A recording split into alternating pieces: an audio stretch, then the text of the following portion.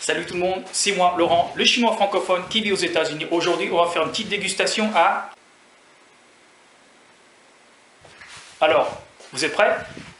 Et c'est parti. Vous avez la tête qui tourne un peu? Ouais. Hey, c'est la première fois que j'ai fait ça, il y a pas assez de... Qu'est-ce que je dirais? On mange, c'est parti. Alors, qu'est-ce qu'on a là? C'est ce qu'on a. Alors ça, c'est du fromage qu'on vous voyez là. Des tranches de poulet grillé, tomates, salade et jalapenos. Comment ça va?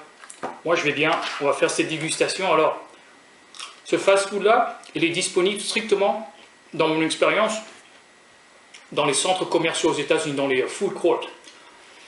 Et généralement, en fait, j'en connais que 2 dans la agglomération de Seattle, 3 même. Et ils sont tous dans les centres commerciaux. Alors, je vais faire la dégustation. Alors, il y a des... Oh, et aussi, j'ai oublié de dire qu'il y a des champignons. J'adore les champignons. Je suis un grand fan de champignons. Ah, ça j'adore. Alors, champignons dans mes burgers, dans mes sandwichs chauffés, pizza, etc. J'adore les champignons. Alors, dans mon cas, je mange pas terriblement beaucoup à Charlie. Je pense que ça s'appelle ça. Charlie's Philly Cheesesteak. Charlie's Philly Steaks. Pour vous, cette dégustation.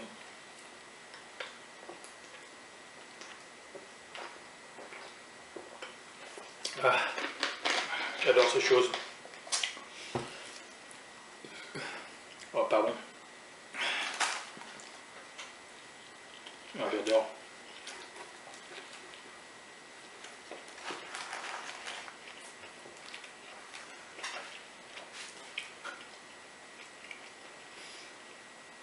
Comme peut-être vous êtes au courant, en général,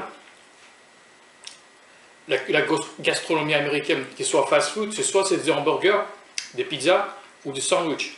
Mais dans ce cas-là, ça c'est un peu moitié hamburger, moitié sandwich, parce que c'est des steaks au bœuf ou au poulet ou au porc, avec du fromage. C'est un peu la moitié entre un cheeseburger et un sandwich comme Subway. Et donc, c'est unique. Et c'est pour ça que je pense qu'en général, ça se vend bien, parce que c'est pas exactement comme McDo, mais c'est pas comme Subway non plus. J'espère que mes aventures vous plaisent. J'adore faire ces vidéos parce que j'adore la gastronomie. Et pourquoi pas le partager avec le monde entier, quoi. Surtout que je parle français. Le partager avec une audience francophone, pourquoi pas, quoi. C'est un parcours particulier. Et ce que vous pensez, c'est pourquoi un Chinois fait des dégustations de fast-food américain. Bah, le fait que je vis aux États-Unis, comme j'ai dit dans le début de la vidéo. Je suis né en France, d'origine asiatique. Ma mère est vietnamienne, mon père est chinois-cambodgien. Ils sont émigrés en France pendant les années 70, je pense. Ma mère, en fait, mes parents, ils ont échappé les dommages collatéraux de la guerre du Vietnam, quoi. Il n'y a quasiment rien. Leurs pays respectifs ont été détruits par les bombes de la guerre, quoi. Il y avait plein de pauvreté. Même auparavant, ces 2 pays-là, en général, c'est des pays third world, comme on dit, third world country, des pays tiers. Et voilà, ils se sont retrouvés en France, ils se sont mariés, je suis né en France, j'ai aussi un petit frère, et il n'est pas ici dans l'agglomération, il vit dans Las Vegas, et nous voilà. Depuis 1991, j'ai vécu, et donc voilà, si je parle français avec l'accent bizarre, bah, c'est parce que j'ai l'accent asiatique et l'accent anglophone mélangés en même temps. Et ça c'est mon parcours. J'ai été scolarisé en France, oui. Mais scolarisé aux États-Unis. J'ai fait mon parcours jusqu'à la fin de mon lycée. quand on dit en américain, en anglais, high school. Et donc j'ai fait aussi la fac aux États-Unis, j'ai été diplômé dans la psychologie sportive, c'est comme dans le coaching quoi, et me revoilà ici, presque l'âge de 40 ans et pas grand chose passe dans ma vie, mais en tout cas j'ai découvert YouTube et quand je m'embête, j'ai rien à faire, qu'est-ce que je fais? Je mets une caméra, j'appuie sur le bouton record, et me voilà, je partage mon aventure avec vous. Pour ceux qui sont abonnés à ma chaîne, un grand merci à vous.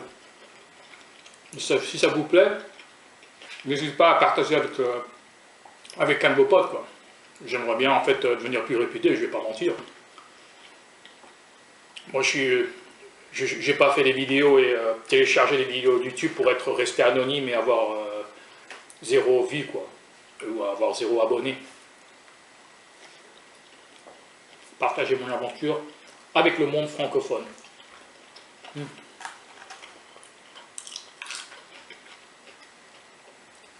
Un truc alors, quelque chose d'intéressant.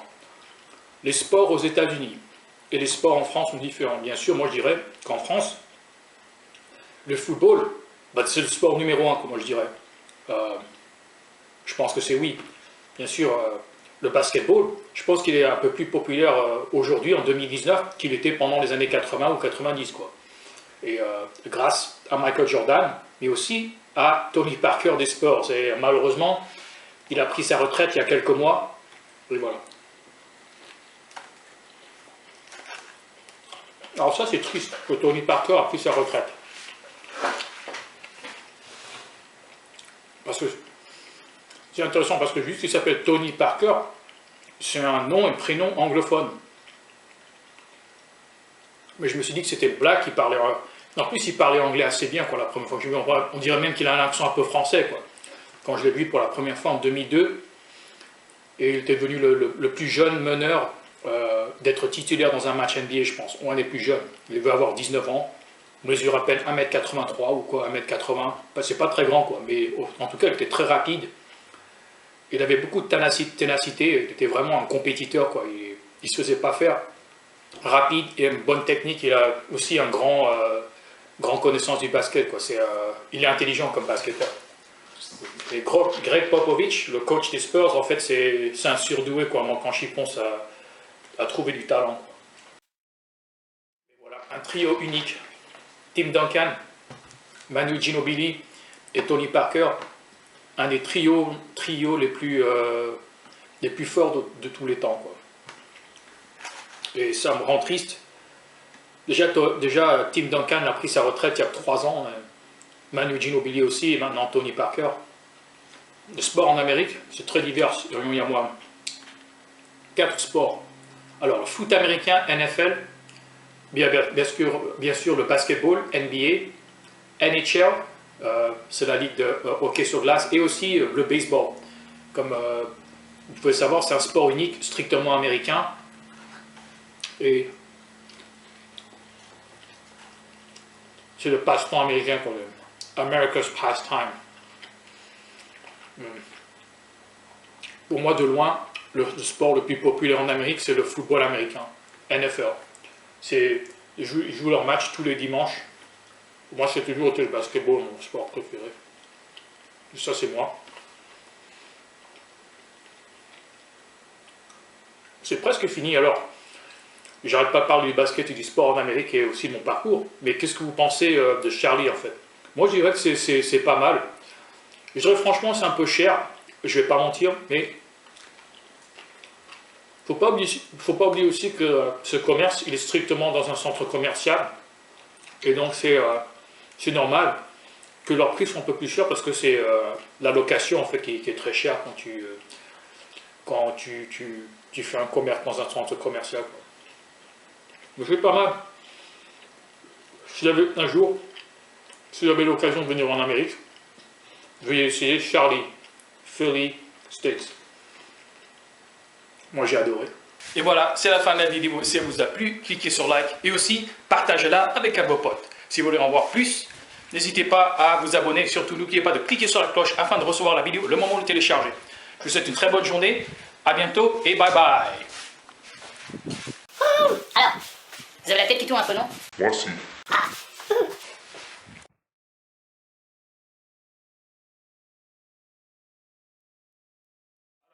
Merci d'avoir visionné ma vidéo jusqu'à ce point-là. Et ce qui vous a intéressé, c'est que j'ai fait un trajet ou un petit séjour au Vietnam du 12 mai jusqu'à le 27 juin. Et donc j'ai fait une série de vidéos de dégustation au Vietnam. Si ça vous plaît, il y a des vidéos dans la boîte de description en bas. Alors, si ça vous plaît, encore, et je vous répète encore, abonnez-vous et cliquez sur la cloche afin de recevoir la vidéo le moment où elle est téléchargée. À la prochaine!